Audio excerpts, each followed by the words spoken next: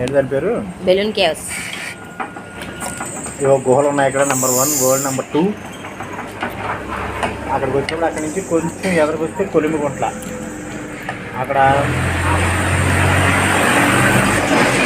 Restaurant ఉంది, నిజంగానే బాగుంది.